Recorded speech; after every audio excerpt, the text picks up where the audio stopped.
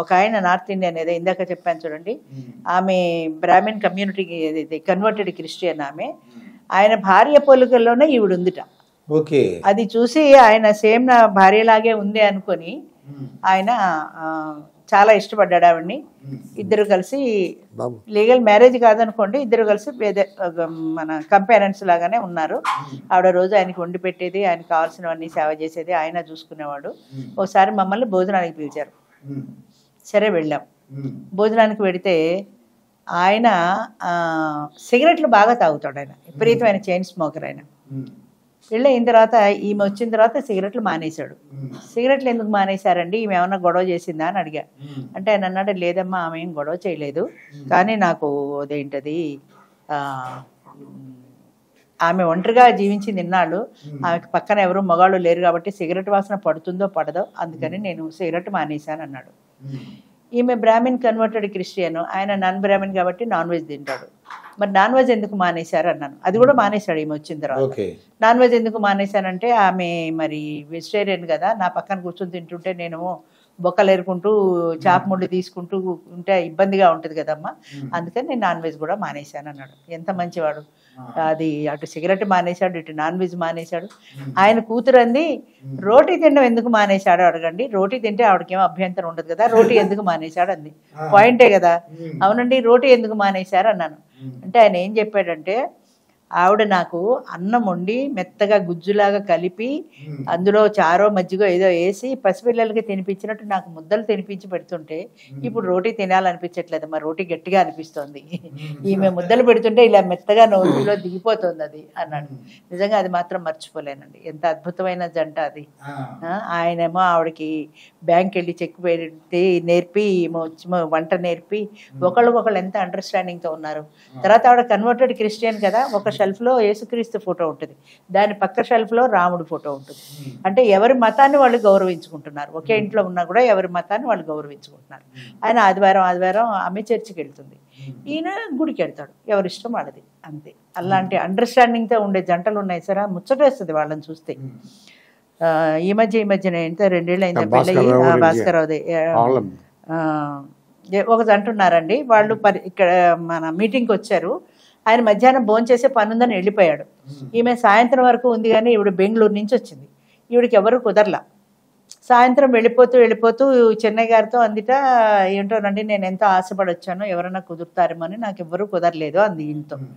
ఈయన జాలిపడి 2 నెంబర్లు కాగితం మీద వేసి ఇచ్చారు. అమ్మ వీళ్ళు వెళ్ళిపోయారు, వీళ్ళు ఏమైనా నీకు సూట్ అయితే చూసుకోమని నెంబర్లు ఇచ్చారు. సరే ఆమె ఇంటికి వెళ్ళిపోయి ఫోన్ చేసింది.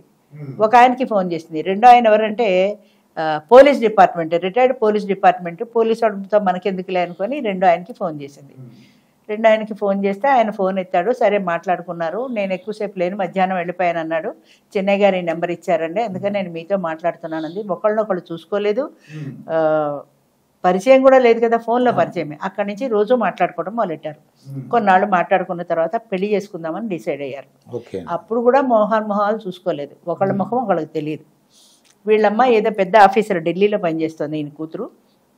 ఆమెకు ఆల్రెడీ సెకండ్ మ్యారేజ్, ఇది ఇప్పుడు థర్డ్ మ్యారేజ్కి వచ్చింది. సెకండ్ మ్యారేజ్ ఆవిడకు, అంటే ఆవిడకి ఫస్ట్ మ్యారేజే, ఆయనకి సెకండ్ మ్యారేజ్. భర్తకు సెకండ్ మ్యారేజ్, భర్త తరఫు పిల్లలు ఉన్నారు, ఆయన సొంత పిల్లలు ఉన్నారు, కానీ ఈమెకు పిల్లలు లేరు.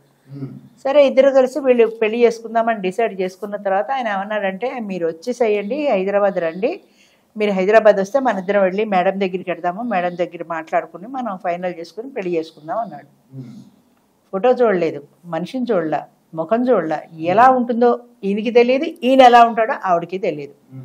ఏం చూసి వాళ్ళు ఇద్దరు ఇష్టపడ్డారు, చాలా విచిత్రంగా ఉంది. అదే అంటుంటా. కనీసం ఒక కెమెరాలో అయినా చూసుకుని వీడియో కాల్ చేసుకున్న ముఖాలు కనపడతాయి కదా, వాళ్ళకి తెలియదు, వీడియో కాల్స్ అవన్నీ తెలియవు. అందుకని సరే అయిపోయిన తర్వాత సరే ఆవిడ ఈయనకి చెప్పింది, నేను ఫలానా ట్రైన్లో ఫలానా సీట్ నెంబర్ నాది, ఫలానా కోచ్ వస్తున్నాను, పొద్దున్న 5 గంటలకు ట్రైన్ వస్తుంది అని, నేను వచ్చి రిసీవ్ చేసుకుంటానని ఆయన చెప్పాడు. స్టేషన్కి వచ్చాడు, రైలు వచ్చింది. రైలు రాగానే ఈవిడ సీట్లోంచి లేచింది. సీట్లో కూర్చుంటే కనపడుతుంది, ఆయన వచ్చాడో లేదా అని కంగారు కొద్దీ ఈవిడ సీట్లోంచి లేచి ఈ కిటికీలో తలకాయ పెట్టి చూస్తుంది అటు ఇటు వచ్చాడా లేదా అని. ఎవరని తెలుస్తుంది, ఎవరికి ముఖం తెలియదు కదా. ఆయన కూడా వచ్చాడు, కంపార్ట్మెంట్ దగ్గర నుంచున్నాడు, కానీ ఈవిడెవరో ఎక్కడ ఉంటుందో ఎలా ఉంటుందో ఫేస్ కూడా తెలియదు. అయితే ఆడవాళ్ళు సహజంగా కొంచెం తెలివైన వాళ్ళు ఉంటారండి.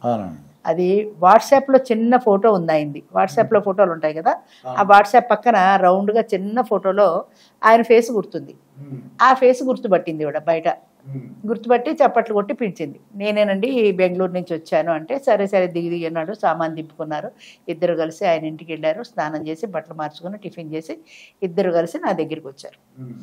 ఆయన వచ్చేటప్పుడు ఒక డైరీలో ఆమెకు ఆయన ఏమేమి ఇవ్వదలుచుకున్నాడు. ఆయన ప్రాపర్టీ ఉంది కాబట్టి, నేను ఇదిగో ఈ స్థలం ఇవ్వాలనుకుంటున్నా, ఈ ఇల్లు ఇవ్వాలనుకుంటున్నా, ఈ డిపాజిట్ ఇవ్వాలనుకుంటున్నా, అట్లా కొన్ని అంశాలు రాశాడు. రాసి 2 లైన్లు వదిలిపెట్టి కింద సంతకం పెట్టాడు.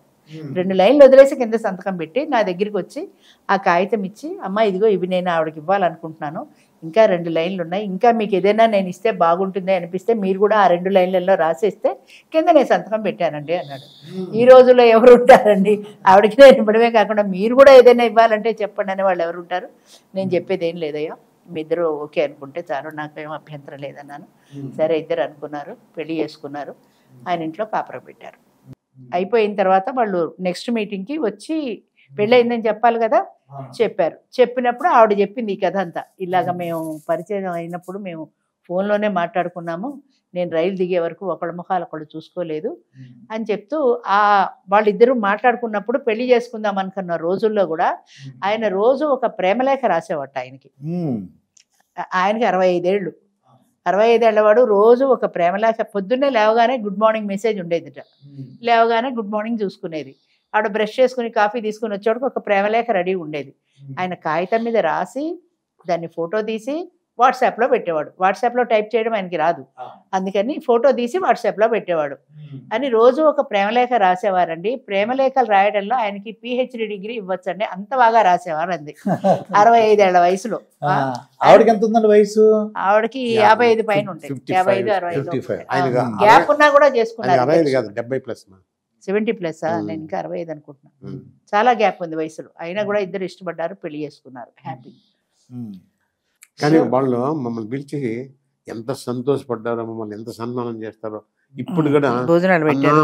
నీ మేలు ఎప్పుడు మనుషులు అమ్మాయి నెంబర్ ఇచ్చారు కదా ఆయన, నీ మేన్న గారు అప్పుడప్పుడు ఫోన్ చేసి మొన్న ఈ రక్షాబంధంలో కూడా రాఖీ కట్టి సన్మానం చేసింది నాకు. అది ఎంతో అంటే జీవితం సెటిల్ అయిందని, మంచి అతను దొరికాడు, ప్రేమల రాకలు రాసిన ఒక వ్యక్తి దొరికాడు.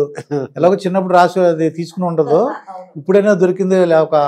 అదే సంతోషం. అలాంటి అద్భుతమైన కథలు విన్నప్పుడు. కూతురు రైల్వేలు పనిచేస్తుంది, ఫైనాన్షియల్ ఆఫీసర్ అమ్మాయి.